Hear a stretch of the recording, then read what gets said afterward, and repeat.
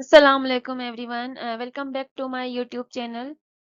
Female SST biochem zone 6 का paper जो आज 2 जुलाई को इवनिंग में कंडक्ट हुआ था उसको डिस्कस करने जा रहे हैं। पूरा पेपर जो है वो हमें पूरे क्वेश्चंस अभी तक कलेक्ट नहीं हुए हैं, तो जितने हमें ऑलमोस्ट 30 टू 31 क्वेश्चंस कलेक्ट हुए हैं तो उनको हम डिस्कस करते हैं। और अगर तो आप लोग आज के टेस्ट में अपियर हुए थे तो जो क्वेश्चंस मिसिंग है या जिन क्वेश्चंस में कोई टाइपिंग मिस्टेक्स या कुछ भी कोई मिस्टेक हो ऑप्शंस में, तो वो आप हमें कमेंट सेक्शन में बता सकते हैं। So let's start. First question of chemistry was the loss of electron from an atom results in the formation of ion. जब भी किसी भी एटम से इलेक्ट्रॉन लूज होता है तो उसके ऊपर पॉजिटिव चार्ज आती है और जिसको केटाइन कहा जाता है।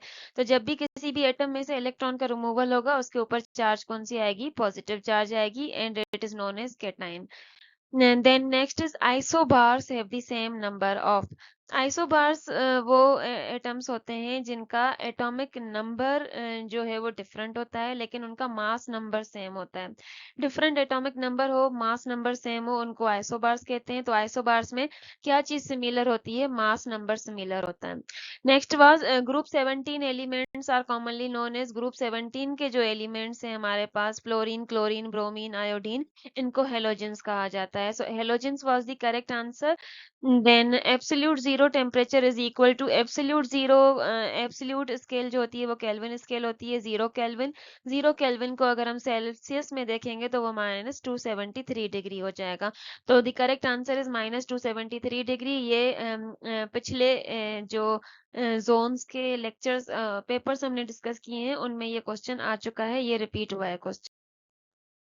Next was which of the following is a renewable source of energy। renewable source of energy वो source होती है जो नेचुरल हो और जो है वो नेचुरली जो है वो रिप्लेनिश हो और वो कभी भी खत्म ना हो। तो कोल, पेट्रोलियम एंड नेचुरल गैस जो है वो नॉन रिन्यूएबल सोर्सेस होती हैं, जबकि सोलर एनर्जी जो है ये डायरेक्ट सन से आती है हमारे पास, नेचुरल होती है, ये हमारी रिन्यूएबल सोर्स ऑफ एनर्जी है। Then next was which of the following is a good source of vitamins. अब पिछले कुछ एग्जाम्स में भी हमसे पूछा गया था कि विटामिन B12 की मेजर सोर्स क्या है या पोटेशियम की मेजर सोर्स क्या है। तो इन ऑप्शंस में से अगर हम देखें तो vitamins sugar, cake and coffee में नहीं होते। विटामिन्स का जो सोर्स है यहाँ पे वो बनाना है। Banana is a rich source of potassium vitamins and इसमें mostly vitamin B and vitamin C होते हैं। So banana was the correct answer. Then next was which instrument is used to measure atmospheric pressure। atmospheric pressure को measure करने के लिए जो instrument use होता है उसको हम बैरोमीटर कहते हैं, जबकि थर्मोमीटर हमें पता है कि टेम्परेचर को मेजर करता है। हाइड्रोमीटर जो है वो रिलेटिव डेंसिटीज को मेजर करता है और एनेमोमीटर जो है वो विंड की स्पीड को मेजर करने के लिए यूज होता है। सो हेयर हमारा करेक्ट आंसर था barometer. Then next is SI unit of heat energy. Heat energy का एसआई यूनिट कौन सा होता है? वो होता है जॉल, जबकि वाट जो है वो पावर का यूनिट है। उसके अलावा अगर हम सेल्सियस देखें तो ये टेम्परेचर का यूनिट है। कैलोरी जबकि हीट एनर्जी का यूनिट है लेकिन एसआई यूनिट नहीं है। एसआई यूनिट हीट एनर्जी का जॉल होता है। Then next is what is the typical valency of oxygen atom. ये भी पिछले पेपर्स में हमारे पास आ चुका है, ये क्वेश्चन रिपीटेशन हुई है इसकी। ऑक्सीजन एटम के आउटर मोस्ट शेल में 6 इलेक्ट्रॉन्स होते हैं, जबकि इसको 2 इलेक्ट्रॉन्स की नीड होती है और ये 2 बॉन्ड बना सकता है। तो इसकी टिपिकल वैलेंसी जो होती है वो 2 होती है। Then neutron was discovered by. Neutron को जेम्स चैडविक ने डिस्कवर किया था। James Chadwick was the correct answer. Then which element has highest electronegativity in the periodic table. The most electronegative element in the periodic table is fluorine और इसकी सबसे ज्यादा electronegativity होती है 4.0। Then next was when more reactants are added, equilibrium proceed in which direction। अब equilibrium में suppose करें हमारे पास कोई भी रिएक्शन है, reactants are converted into products. अब यहाँ पे कह रहा है कि अगर तो हम रिएक्टेंट्स की यहाँ पे कंसंट्रेशन को इंक्रीज कर दें, रिएक्शन की कंसंट्रेशन हम क्या करें? बढ़ा दें, तो क्या होगा? इक्विलिब्रियम डिस्टर्ब होगा और ये जो इफेक्ट खत्म करने के लिए रिएक्टेंट्स फॉरवर्ड डायरेक्शन में मूव करेंगे, ज्यादा से ज्यादा प्रोडक्ट बनाने के लिए ये राइट डायरेक्शन में मूव करेंगे। तो अगर तो हम रिएक्टेंट्स की कंसंट्रेशन को इंक्रीज करेंगे तो आपका इक्विलिब्रियम जो है वो राइट डायरेक्शन में मूव करेगा। Then next, we have some questions from biology section. Site of protein synthesis in eukaryotes. Eukaryotes में जो प्रोटीन की synthesis होती है वो basically जिस ऑर्गेनील में होती है वो राइबोसोम्स। राइबोसोम्स में प्रोटीन सिंथेसाइज होते हैं और राइबोसोम्स कहाँ पाए जाते हैं? साइटोप्लाज्म में पाए जाते हैं। तो हम कह सकते हैं कि प्रोटीन सिंथेसिस की जो साइट है वो साइटोप्लाज्म है। Then a heterozygous individual for a specific trait has heterozygous individual में जो है वो दो डिफरेंट एलील्स होती हैं किसी भी जीन के लिए। जैसे एक अगर कैपिटल टी है तो दूसरी स्मॉल टी होगी, जबकि होमोजाइगस में क्या होगा? दो आइडेंटिकल एलील्स होंगी, या तो टी टी होगा दोनों कैपिटल, या टी टी दोनों स्मॉल होंगे। तो हेट्रोजाइगस है, it means two different alleles was the correct answer. Then BLAST is a bioinformatics tool primarily used for BLAST का फुल फॉर्म अगर देखें हम तो ये होता है basic local alignment search tool. ये जो है बायो इन्फॉर्मेटिक्स का टूल है। ये किस चीज़ के लिए यूज़ होता है? ये डीएनए, आरएनए या प्रोटीन के सीक्वेंस को जो है वो कंपेयर करने के लिए यूज़ होता है। तो यहाँ पे हमारा करेक्ट आंसर होगा sequence comparison. Then next is primary site for photosynthesis in plants. Plants में जो फोटोसिंथेसिस होती है वो बेसिकली लीव्स में होती है। लीव्स में क्लोरोप्लास्ट होते हैं, क्लोरोप्लास्ट में अंदर क्लोरोफिल होता है जो सनलाइट को कैप्चर करते हैं। तो जो प्राइमरी साइट होगी फोटोसिंथेसिस की वो लीव्स होगी। लीव्स के अंदर जो ऑर्गेनील होगा जहाँ पे फोटोसिंथेसिस होती है वो क्लोरोप्लास्ट। तो करेक्ट ऑप्शन हमारा था chloroplast. Then next is photosynthesis is example of which type of thermodynamic process? photosynthesis का जो रिएक्शन होता है वो कौन सी टाइप है थर्मोडायनेमिक प्रोसेस की? तो अगर तो हम देखें तो फोटोसिंथेसिस में होता क्या है? बेसिकली सनलाइट जो है वो एब्जॉर्ब होती है, जिसके रिजल्ट में क्या बनता है? ग्लूकोज एंड ऑक्सीजन जो है वो बनते हैं। तो ऐसा प्रोसेस जिसमें एनर्जी एब्जॉर्ब हो उसको हम एंडोथर्मिक प्रोसेस कहेंगे। तो फोटोसिंथेसिस हमारा एंडोथर्मिक प्रोसेस होगा। Next was primary function of macrophages in immunity. ये भी रिपीट हो चुका है question.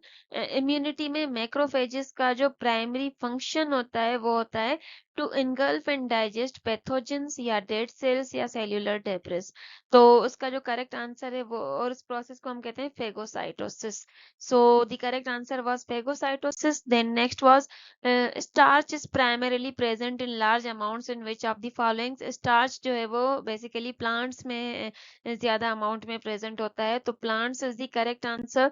Then in the immune system antibodies are actively secreted by. Immune system में एंटीबॉडीज जो हैं वो कहाँ सीक्रेट होती हैं? वो बीटा सेल्स में सीक्रेट होती हैं। So beta cells was the correct answer है। Then bacteria reproduce through. Bacteria जो है वो बाइनरी फिशन के थ्रू रिप्रोडक्शन होती है इनकी। They reproduce through binary fission. So binary fission was the correct option है। Then in industrial fermentation, continuous aeration is essential for। industrial fermentation जो होती है उसमें जो है कंटिन्यूसली हमें ऑक्सीजन को सप्लाई करना पड़ता है, वहाँ पे कंटिन्यूस एरेशन लाजमी होती है। क्यों?